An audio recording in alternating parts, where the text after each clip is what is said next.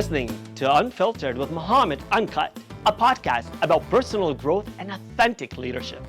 If you're looking for tips on how to manage others, get ahead, and make your way up the corporate ladder, this is not the show for you. This podcast is about being of service to others, leading from the heart, and evolving into a better version of yourself. Each episode brings you motivated stories about unfiltered leadership and authentic leaders, those who involve others, use their influence to amplify diverse perspectives, and inspire teams to achieve collective results.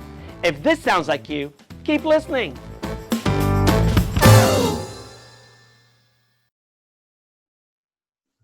Good afternoon and welcome to the Unfiltered Podcast. I've got with me here a colleague of mine and an old friend and a friend of a friend. Welcome to the podcast, Mohamed Jradi. Thank you for being my Unfiltered guest today. How are you? Pleasure. Good. Pleasure to be here. Excited to be here. Pleasure to have you here.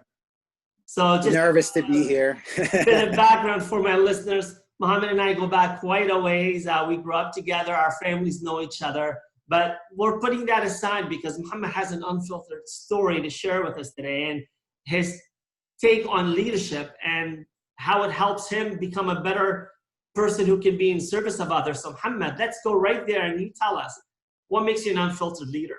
What does leadership mean to you? Let me back up. Where do I start? What does leadership mean to me? I'm going to say leadership is a title that gets earned. How do you earn that title?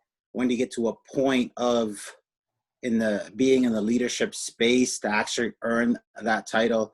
I just look at, naturally as human beings, we go through this, I'll use the 7 Habits of Highly Effective People. In there, there's, by Stephen Covey. I'm a huge fan. And in there, they talk about this process of maturity. It's called the maturity continuum.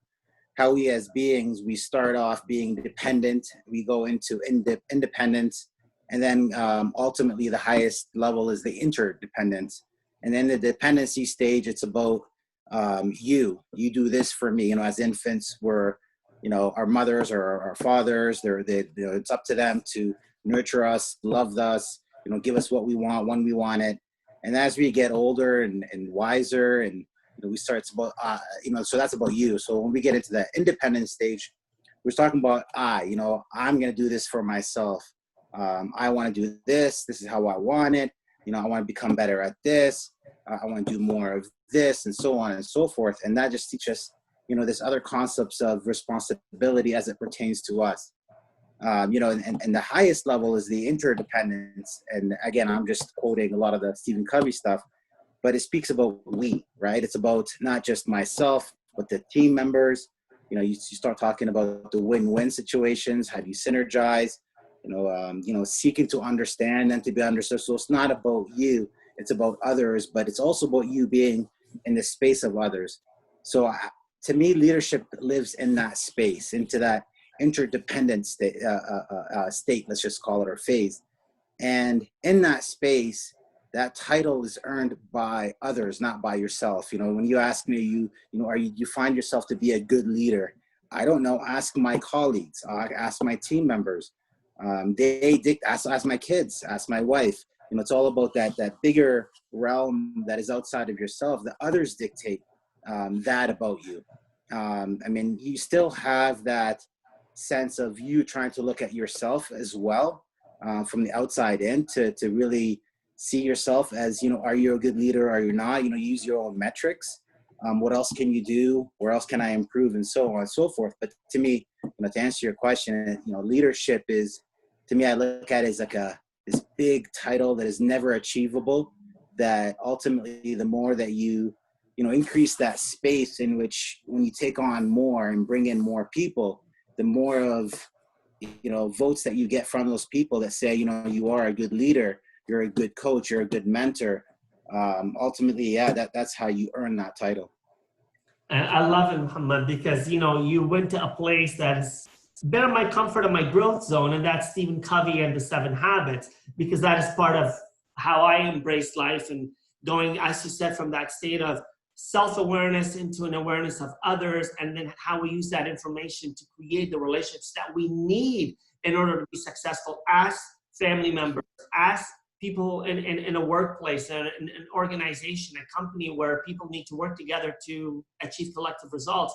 Even in community where we can be good community members, where we can think about being of service to others. And ultimately, what I heard you say there, leadership is about how we are perceived by others. Are we making sure that we can role model and not role play and be the people that people expect us to be, in terms of it's not a title that somebody bequeaths to us, but it's a mindset and a heart set that we earn because we have served others. So kudos to you for walking down that path and that journey of self-discovery and discovery of others, because ultimately it comes down to how we serve people. And I call this the Unfiltered Podcast for a reason, because it's no BS. It's no, I have to put on the mask and pretend to be somebody else. And a lot of the time we do that unintentionally.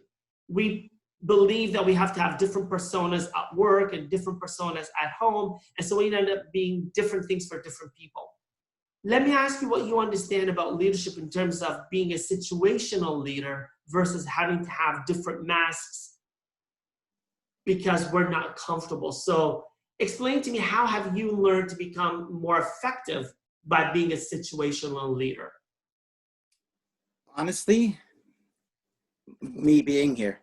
Here's a situation where, now this is hard for me to actually speak out on, but here it is. I'm truly, truly unfiltered. Why am I here? What's the purpose of me being here in this situation? And believe it or not, the first time in my life where the purpose of me being here is to take on a challenge that has been so difficult for me for my whole entire life, to be able to speak to the broader audience. And I really humbly thank you for actually putting this platform in which we can be unfiltered. And here it is, first time, like I said, in my life, I'm taking on a challenge that is of mine, to be able to start this journey of being able to, not just, act on leadership, but be able to vocalize or speak out on leadership. And I've never been able to do that. I've never done presentations. I'm an introvert, believe it or not. I'm a guy that just wants to, just be by himself, be in a room of, small groups of people. But here's a situation where I believe in order for me to I'm a student of leadership. I'm not a leader. I'm always trying to learn, always, I have a beginner's mind. I'm always, it doesn't matter where I end up, I'm always at point zero. And here's a situation for me where I can say, okay, you know what, in order for me to become a better leader or a situational leader, here's a perfect situation where I can, just not even practice, not even think about anything, and just be out in the open and just be me. And here's a platform where I can actually do it. And so, yeah, my purpose of me being here is that it's facing that challenge, and through, being out there, hoping that others can do the exact same way, the exact same thing.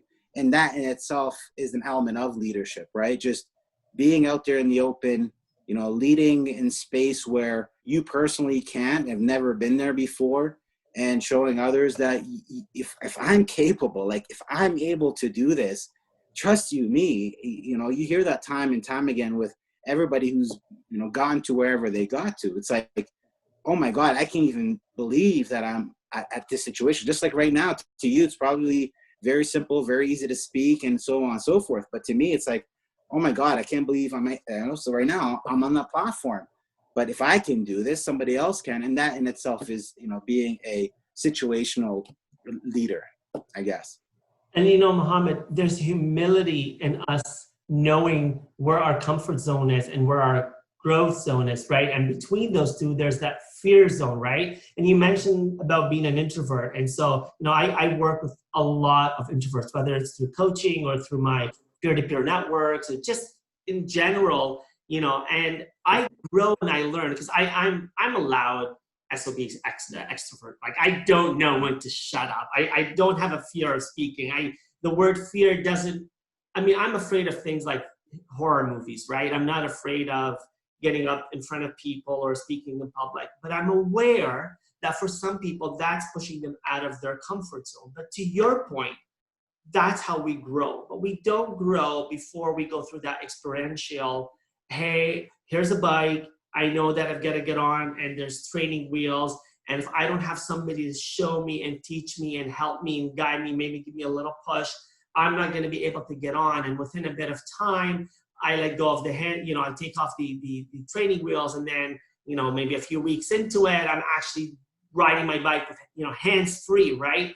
And that ability to go from walk, crawl, crawl, walk, get on the bike, and then go hands-free means that we have to overcome our fears. We have to overcome the obstacles that hold us back. This is, to your point earlier, going from the dependency to the independence and then interdependence. And we do that by recognizing we can't do it alone. We need to work with others. So you mentioned it. We work with mentors. We work with leaders who help us rise. And the more modesty, just like you're displaying, the more modesty and humility that we can bring within ourselves and show up every day at home, at work, in the community, and show people, here's my unfiltered self. I am who I am.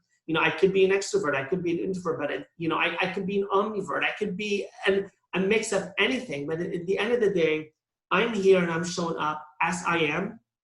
And my goal is to make this place a better place. Now, people often talk about, oh, there's leaders and there's followers. And I respect that. I respect that perspective. I can be a leader in a certain situation, and I can be a follower in another situation. I recognize that there are experts that lead me to the well of knowledge where I need to grow.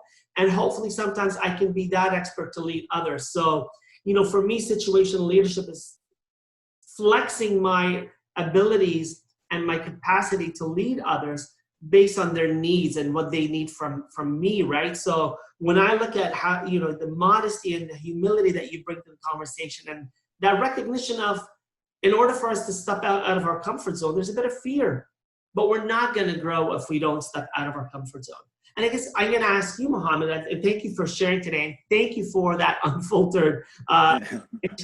What I'd love to hear from you is, your background is in the engineering world. You work with colleagues and you help bolster teams and help them to, you work on collective goals. Has there been a time when you felt that your ability to lead others, to inspire them, to get work done, has there been a time where you have fallen into a bit of fear and maybe that's held you back? How have you overcome it? I guess my question. No. I think, and not sound too arrogant here, other than, speaking in public spaces, yes. But aside from that, it's, I'm very bold. I drive to any situation, big or small, with passion, right? Always looking at the greater good, really trying to understand big picture thinking and recognizing, the situation just with the people that are around within that team environment, where do they stand, where are they lacking, where are their gaps, and really trying to dive deep down within myself, even though I've never been there before, to really understand that that is a gap within that team environment and try to fulfill it. I feed off of fear, believe it or not. I love failing. I shoot for the stars, always ending up on the moon. And that's when I say I have always that beginner's mindset. It's like, I'm never going to reach the stars. And so I'm always going to fail. And I love that. But it's not about where I end up landing. It's that journey. It's always about the journey for me. Since I was a kid, it's, being in the moment, being, just in the moment, really just seeing what's going on, smelling what you can smell, and touching what you can touch right there and then. But again, just really look at the opportunities where there are gaps that ultimately that I foresee for myself based on my experiences, based on the environment in which that I'm in, and recognizing that, certain people don't want to do that. And that's okay. That's fine. But somebody's got to do that, especially when you don't have people within that environment that willing to step up. I love that. And it's a passion of mine. And as soon as I feel that anxiety, that fear, I just feed off of it. And I just want to get in there just show people in the team that we are capable of achieving this. We're not gonna, achieve the stars, but we're gonna, land on that moon. But it's ultimately we're gonna have these stories to talk about, where we failed, but how exciting it was, and just have fun doing it. And so no, I feed off of fear. I love fear, and I just I go with passion, and I let people have fun and myself have fun with it. And that's what I teach or mentor or coach, not only my kids and my wife and the people around me. It's, we're human. We're going to make mistakes, but it's fun. It's a journey. It goes back to the types of metrics, I believe, in which you utilize to tell you what is failure, or having that fear of failure. And to me, it's, failure is all about not trying. At the end of the day, you don't try, you failed. What metrics you get above and beyond that is, it could be your boss telling you, hey, you didn't reach a certain something. And for me, I don't care about that. That's just a byproduct. It's all about us trying together and being okay with that, and the journey as a team, and let's move forward. Doesn't matter what it is. Let's go face it. COVID-19 was one of those situations where it's like, people needed or required that type of leadership where people are just not afraid, right? And making everything okay. And yes, it's a struggle, but we'll figure it out. And we'll do it together. Yeah. Right. Yeah. And then you look back at some of the things, as for looking at my team and what some of the things that we've come up with, we just love it. And now we're just feeding off of it, and it's just awesome. So no, I'm not, I sorry to sound a little bit arrogant there. I love fear. I love trying new things, and my metrics are just how beautiful the journey is and who did I do it with. Right. Because failure is really just another opportunity to get up and to keep trying to get it better. You get on the bike and you're got the training wheels and you're gonna fall off. And if you give up, right, well, you've missed the opportunity to have a really good bike ride. But you get back on and you take off those training wheels, and eventually you will be able to go down the hill without your hands on, and you will fall and you'll get a few scrapes. But those scrapes and maybe scars are gonna teach us that we tried, and they'll help us tell stories, right?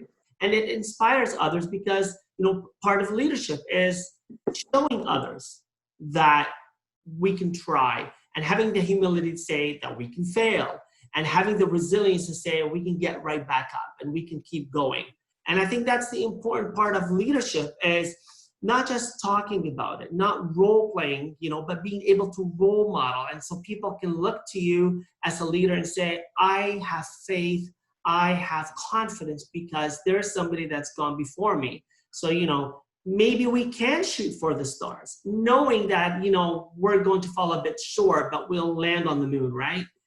And, part of that leadership process, part of that journey is the continued self-awareness, is the continued knowing, okay, there's probably some sort of a fear.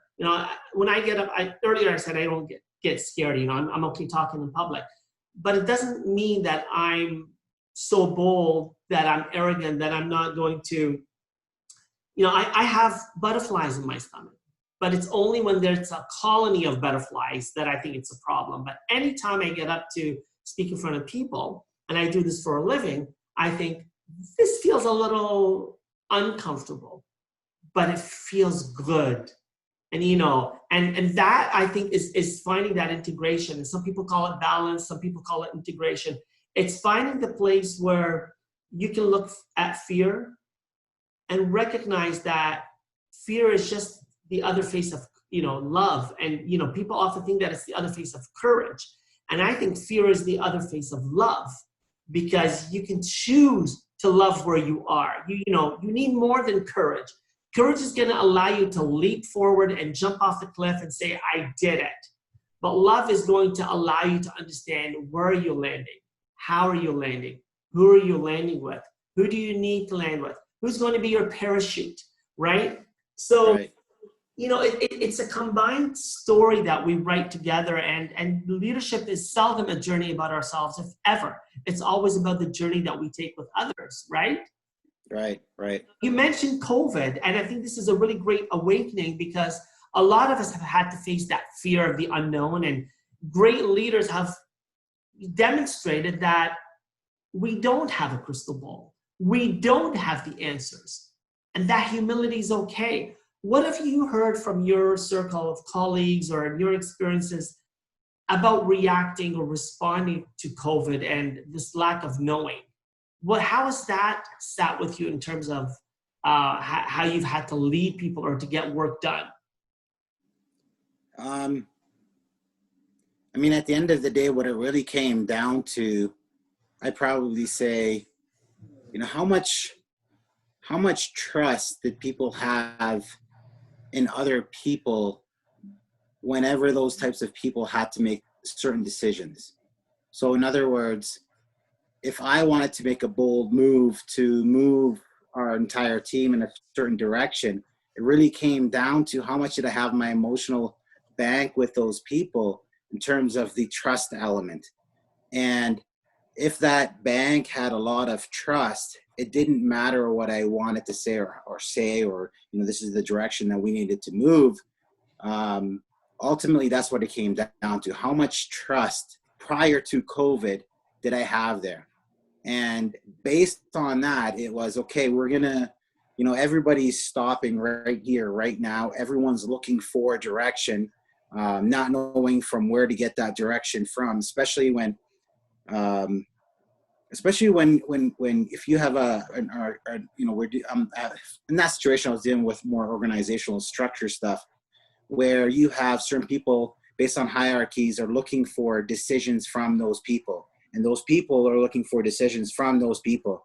And the person at the very top was actually relying on their team members to give them direction. So we were in a space more of everybody's just trying to look for answers and not understanding where to get those answers from. And it just took people with no titles and leadership qualities to say, we're going to do this. And certain leaders that thought that they were leaders recognized that they couldn't move their team in that direction. And a lot of people that weren't leaders realized that, oh my God, I'm able to move everybody in that direction. And if I was to, really observe that, both of those situations or those scenarios, it really came down to trust. It really came down to how much people had trust in certain individuals, such that when these individuals said, we're going to, try this just to move forward with whatever it is that we're trying. Let's try it. Let's do it. You know what? If we're going to fail, it's okay. But this person or this individual is saying, we can do it. And it's okay to fail, and we're not going to get beaten up for it, and we're not going to lose our lives over it. It just came down to trust, and through trust, you gain confidence. And all of a sudden, the team came together, and everybody just moved forward with it. But to me, that's what it came down to. This situation like COVID and really trying to make decisions, it just came down to trust. Well, the pandemic, I believe, really showed us that it's a time to test our resilience. And if ever, and I whether you're listening to the news or you listen to podcasts like I do daily, the common title or the common theme was, crisis makes good leaders. That wasn't what we were thinking back in March or April or even May. At the onset of this crisis, we were thinking crisis makes for havoc. Crisis is a lot of shit to clean up, right? And right. Somebody has to clean it up. And we can't expect others to do it alone. And so that's where I think the humility came in. We recognize that we are stronger together. That was a huge hashtag. And, I'm hoping that recognition of us needing to work together and to band as communities of learning and a resilient community of growing and evolution is to recognize that we got here for a reason. We killed the earth. We were killing each other. Our ignorance, which is the flip side of fear, I think. Fear starts with being ignorant. And then when you move towards arrogance and you no longer care about the other or about your environment, you really become the sort of leader nobody wants to be led by, the sort of leader that's about rank and role and about authority, as opposed to the sort of leader that inspires, involves, and influences others. So what I saw during COVID, and the plethora of webinars and podcasts and discussions and articles that we're all writing about what we could do better was to become better leaders or to create a leadership mindset. Not everybody has to be a leader if you understand that leadership is about being at the forefront and leading others or being a manager or a people manager. But I think we can all say we need a certain mindset and a heart set that allows us first to respond to our environment. And so we needed to respond to what was going on with COVID. We needed to respond with what was going on in our communities, in our households. We were locked down. We were in crisis mode. Our communities, our government shut down, the entire economy shut down, global economy. So I think, leadership is that self-awareness, but also the awareness to look beyond and to do it with trust. So, you talk about trust is that currency. And if we are building trust with others, we're, banking on dividend. But if we are eroding trust, we are continuously taking away. It's a tax that costs more. It takes, it's longer to get things done. No trust, therefore, there's no confidence that we can work together, or we're going to be working in spite of one another. So let me ask you, you talked about Stephen Covey and the 7 Habits. What other book has inspired you on your learning journey? The biggest one was, Good to Great. I really like just the concept of that book of, there's good companies and there's great companies, and there's a process in which you go from good to great. And it's very analytical. It's based on data. These are proven factual data about certain companies, and that's a huge, that's a big one for me. I've learned the ins and outs about that, and it's one thing for me. I'm not a big book reader. I'm all about actually application and actually doing, and learning from the self and really going out there and doing that. But going back and really trying to read books that some of the journeys that I've taken, just to put things in perspective. What did I just learn here, and what does that mean from a book perspective, and really trying to put things in from that perspective. So the 7 Habits, I love it because I've already gone down that journey, and just looking back and trying to reiterate and really trying to put some structure to some of these learnings that I've done before. But yeah, I'm not a big book reader. I like just getting out in life and just trying things out and just hearing about books that speak to some of these journeys that I've gone down on. I just want to touch on, you mentioned something about leadership and COVID, and one big thing for me is leadership. There's not enough leaders in the world. I call them the 1%ers. There's the 99%ers and there's the 1%. And honestly, I started this company. It's called Deuces Engineering. Duces. That means you're a very good guy with languages. Duces is Latin for leadership. So Duces Engineering. It doesn't mean that we are leaders in engineering. Duces is about leadership, and the organization and the company one day will be about actually bringing in leaders, and how do those leaders build other leaders? Because again, I truly believe that we do not have enough leaders in the world. We have the wrong sort of leaders in the world, right? Not enough leaders leading by role modeling and what I like to call unfiltered leaders, right? Right. So we don't have enough leaders in the world. And so going back to Duchess, it's about an organization that I see one day becoming, again, just bringing in potential leaders, being able to really filter out potential young leaders and joining an organization in which they can become leaders. And by the way, yes, we do engineering, right? The byproduct is engineering. The opportunities are within engineering industry.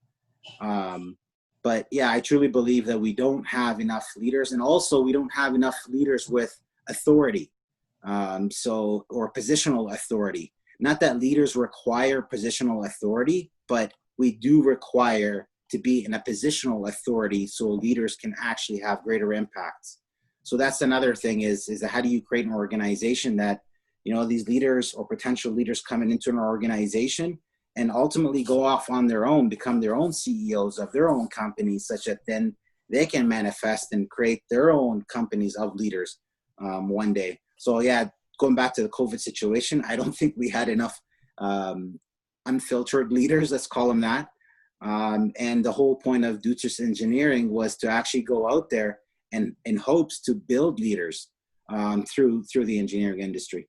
Well, that's where you look at great leadership is when you can use your influence to help other people rise. And so, Right. I think that's, when I hear you speak about this company that you've started, it's about how do we get work done? How do we do it with a mindset of working with others and helping to create leaders? Because, at the end of the day, we're not going to be around forever. We need to actually, work with others and accomplish, right?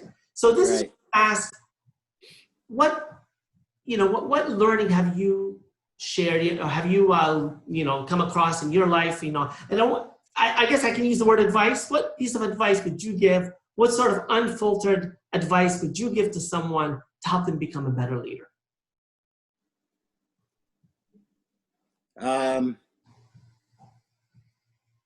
What I'm about to say is more probably is a reflection of who I am, but I'm going to say be bold. Take on the biggest challenge that you currently have today. Face it.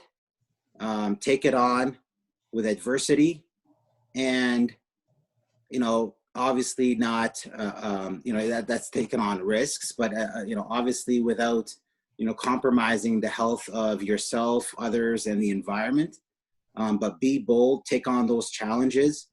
And, honestly, that's what I did. That's why I'm here. If I'm telling myself that's exactly what I tell other people. And that in itself is leadership, right? It's a mirror image of leadership. It's you trying to do something to better yourself, but at the same time, it leads others to actually follow the same path. So be bold, face those challenges. I'm here. I'm doing it. I'm leading the way. Let's just say you can do it too. Leadership really starts with leading ourselves first. We can't lead Right. others if we don't. So thank you for taking the time this afternoon, Mohamed Jradi, to share with us your unfiltered, bold story of leadership. And I look forward to future conversations with you. Awesome. Great. Thanks so much Thank for you having very me. much. Take care. Appreciate it. Thank you for listening to Unfiltered, the show about authentic leadership and personal growth. Like what you heard? Click subscribe, share it, and tell a friend about it. And don't forget to leave a rating.